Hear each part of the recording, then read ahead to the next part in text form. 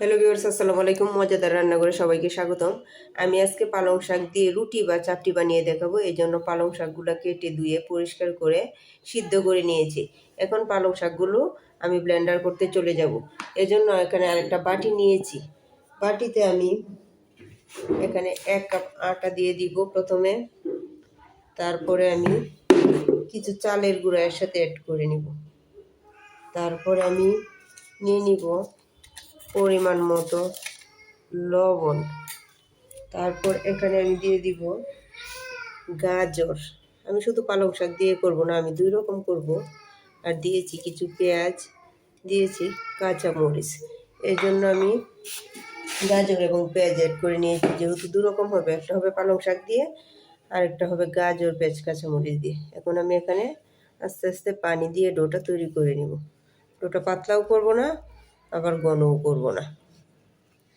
এভাবে অল্প অল্প করে আমি পানি মিশিয়ে নেব। গোলাটা এরকম হয়েছে। এখন আমি পালং শাকটা ব্লেন্ডার করে নিয়েছি। ব্লেন্ডার করার পরে এখানে অর্ধেকটা গুলো আমি দিয়ে দিব। যেহেতু আমি 2 ভাগে করব, একটা করব সাদা আর একটা করব পালং শাক দিয়ে। 2 রকম হবে, রুটি বা চাপটি বলেন। এখন আমি এই পালং শাক ব্লেন্ডার করা শাকটা এটার সাথে মিশিয়ে নেব।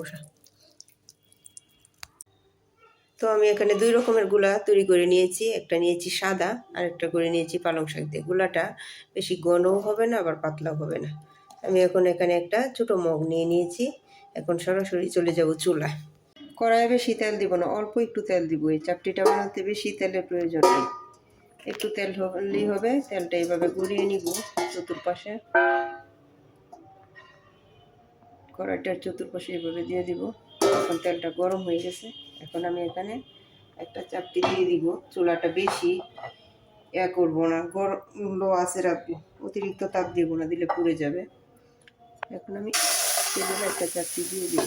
চাপটিটা এইভাবে ছড়িয়ে দিব চতুর্পাশে। আর আগ পর্যন্ত এখন অপেক্ষা করতে হবে। তো রেডি হয়ে গেল আমার 2 ধরনের চাপটি। একটা তৈরি করছি আমি পালং শাক দিয়ে, আর একটা সাদা রাখছি। ভালো লাগলে ভিডিওটা সাবস্ক্রাইব করে পাশে থাকবেন। আল্লাহ হাফেজ।